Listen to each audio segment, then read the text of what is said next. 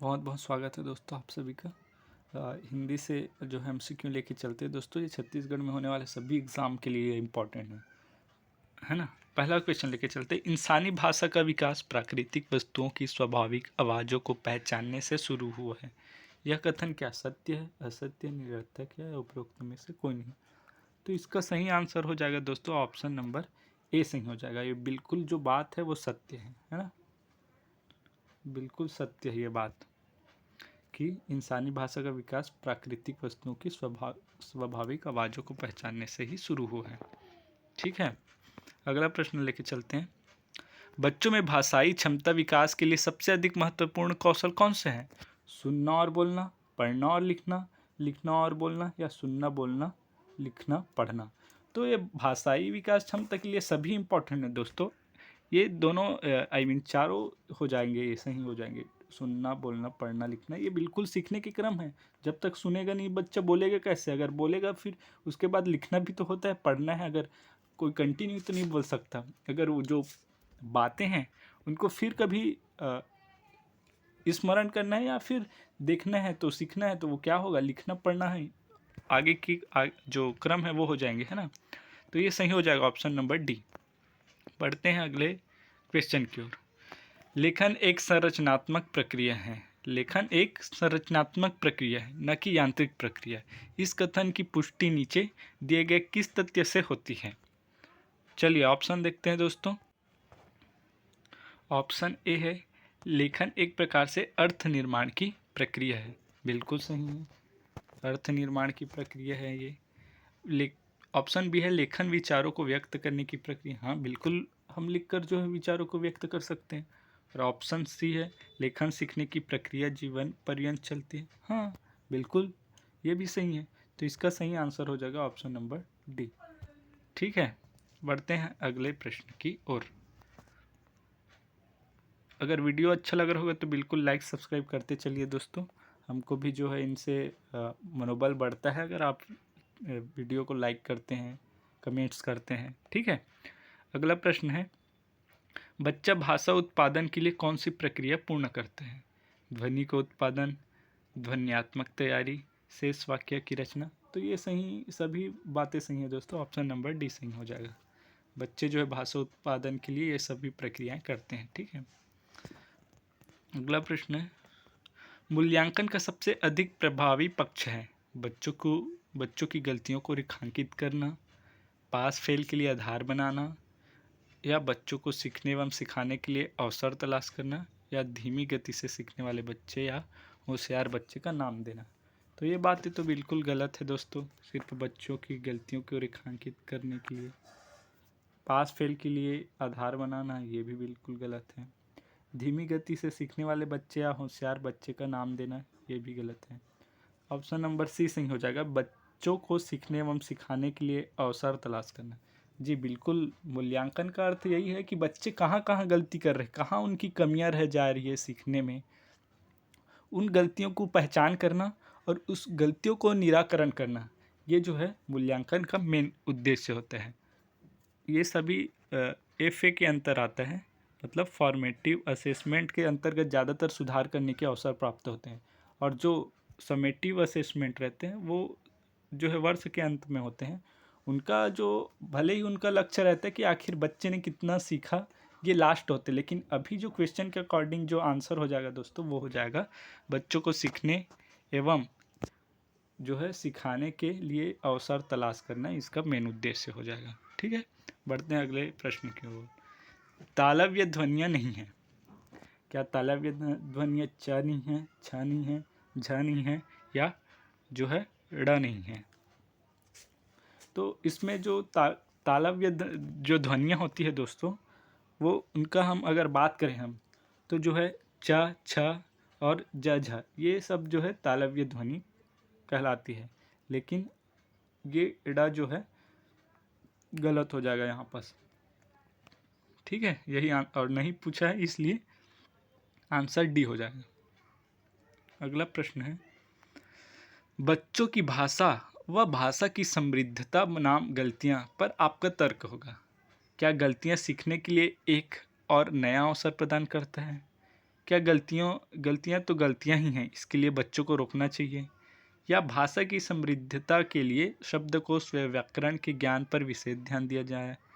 या बच्चों की गलतियों पर ध्यान न देना, भाषाई दृष्टि से कमज़ोर करना? तो इसका क्या हो जाएगा दोस्तों सही आंसर? सबसे पहला कहा गया है कि गलतियाँ सीखने के लिए एक और नया अवसर प्रदान करती हैं। हाँ, बिल्कुल सही है। जब तक आप गलतियाँ नहीं करेंगे तो सीखेंगे कैसे? ये तो सीखने के आधार है ना। कोई भी काम ऐसा नहीं है कि कोई ज़रूरी नहीं है कि एक काम को बिना गलती से हो। हर चीज़ में है, बड़े बड़े लोगों से बड़ी बड़ी गलतियाँ होती रहती है। ये क्या है, सीखने के अवसर प्रदान करती है ना। और गलतियाँ तो बिल्कुल संसाधन का ही कार्य करती है। तो ऐसा तो बोल नहीं सकते कि गलतियाँ नहीं करनी चाहिए, बच्चों को टोकनी चाहिए। ये सारी जो बातें हो जाएंगी वो गलत हो जाएंगी दोस्तों। गलतियाँ तो गलतियाँ ही हैं, है ना। ऐसा व्याकरण सिखाया जाए बच्चों को, व्याकरण आपको प्राइमरी में सिखाना ही नहीं है, आपको खेल खेल में बच्चों को सिखाना है।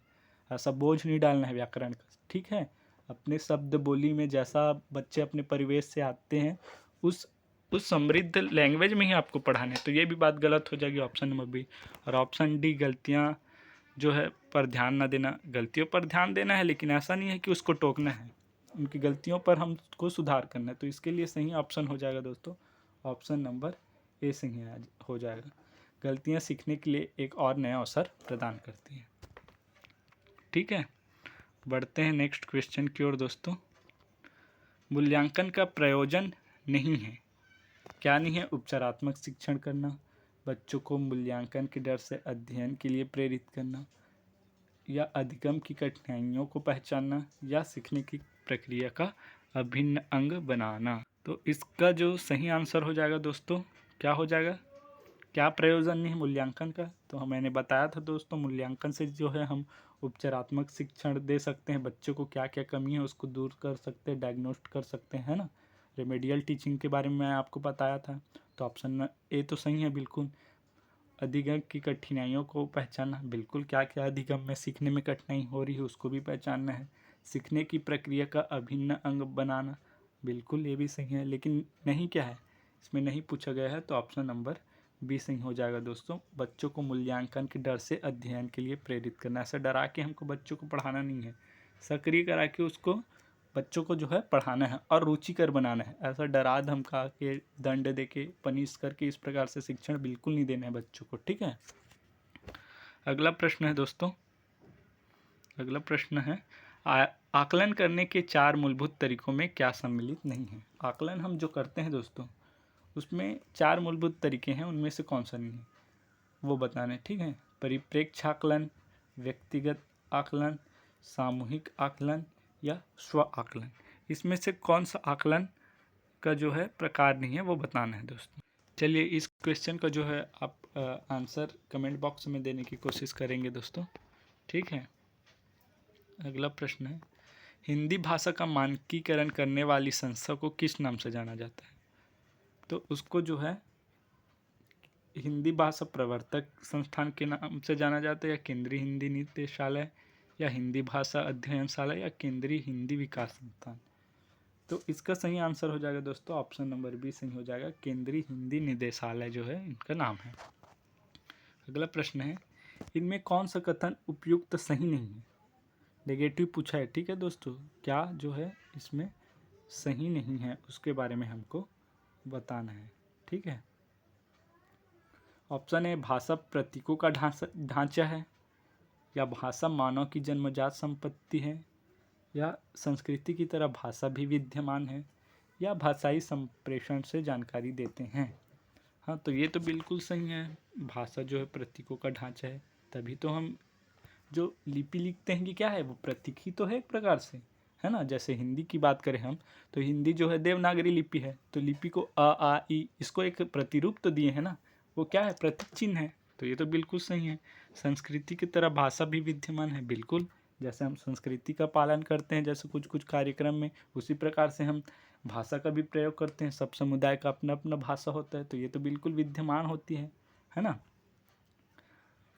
और भाषाई संप्रेषण से जानकारी देते हैं, हाँ बिल्कुल। हम एक दूसरे से बात करते हैं, संचार करते हैं, क्या है, कम्युनिकेशन करते, क्या भाषा के थ्रू ही तो करते हैं, बिल्कुल सही है। लेकिन इसको भाषा मानव की जन्मजात संपत्ति है ऐसा बोलना ये उचित नहीं लग रहा है दोस्तों। तो ये ऑप्शन नंबर बी इसका सही हो जाएगा। ठीक है, पढ़ने का सही अर्थ नहीं है। फिर पूछा है, नेगेटिव पूछा है दोस्तों कि जो है पढ़ने का सही अर्थ नहीं है वो जानना है हमको। ठीक है, क्या लिखे हुए से अर्थ गणना पढ़ना है? पढ़ने का अर्थ धारणाओं को गणना और अपनी स्मृति में रखना है। पढ़ने का मतलब वर्णमाला की पहचान, शब्द तथा वाक्य को बोलकर पढ़ना ही है, या पढ़ना शब्दों और वाक्यों के अर्थ ग्रहण करने के साथ अनुमान लगाने का एक कौशल है। तो इसमें पढ़ने का सही अर्थ नहीं है वो बताना है दोस्तों कि आखिर जो है पढ़ने का सही अर्थ क्या नहीं होता है। ठीक है, तो लिखे हुए से अर्थ गढ़ना पढ़ना ये तो बिल्कुल सही बात है, जो लिखा है उसका अर्थ जानना। ठीक है, पढ़ने का अर्थ धारणाओं को गढ़ना और अपनी स्मृति में रखना, क्या ये सही लग रहा है आपको? बताइए दोस्तों, क्या सही लग रहा है ऑप्शन बी? बिल्कुल सही दोस्तों, ये भी पढ़ने का अर्थ धारणाओं को जो है गढ़ना और अपनी स्मृति में रखना, ये भी हो सकता है। ठीक है, लेकिन पढ़ने का मतलब वर्णमाला की पहचान, शब्द तथा वाक्य को बोलकर ही पढ़ना है ऐसा तो ज़रूरी नहीं है, ये गलत हो जाएगा दोस्तों। पढ़ना शब्दों और वाक्यों को अर्थ ग्रहण करने के साथ अनुमान लगाने का भी कौशल है। तो इसमें नहीं ही पूछा था दोस्तों, ये भी सही है डी। लेकिन ये जो है अर्थ गणना पढ़ने का मतलब वर्णमाला की पहचान, शब्द तथा वाक्य को बोलकर ही पढ़ना है, ये बिल्कुल गलत हो जाएगा दोस्तों, ये ज़रूरी नहीं है। अगर बिना वर्णमाला की पहचान की भी तो भाषा बोल सकते, बहुत से लोग ऐसे होते हैं जो कभी स्कूल ही नहीं गए हैं, है ना, और हिंदी बोलने आता है, ऐसा भी तो सीख सकते हैं ना। कोई ज़रूरी तो नहीं है कि वर्णमाला की पहचान हो, शब्द तथा वाक्य को बोलकर ही पढ़ना है, ऐसा नहीं है दोस्तों, ऐसे भी अर्थ को जान जाते हैं बहुत से, है ना। तो इसका आंसर हो जाएगा ऑप्शन नंबर सी सही हो जाएगा। बढ़ते हैं अगले प्रश्न की ओर। श्रीमान शब्द उदाहरण है, क्या वो संज्ञा है, सर्वनाम है, या विशेषण या क्रिया? तो ये जो श्रीमान जो शब्द है वो बिल्कुल विशेषण है, विशेषता बता रहे हैं। ठीक है, मनुष्य के विचारों को पूर्णता से प्रकट करने वाले पद समूह को कहते हैं, क्या कहते हैं? शब्दकोश बोलते हैं, शब्द भंडार बोलते हैं, व्याकरण बोलते हैं, या वाक्य? तो विचारों को पूर्णता से प्रकट करने वाले शब्दों को हम बोल सकते हैं वाक्य बोल सकते हैं दोस्तों। ऑप्शन नंबर डी सही हो जाएगा। अगला प्रश्न है, निम्नलिखित शब्द स्रोत के आधार पर कान्हा शब्द क्या है? तो कान्हा जो है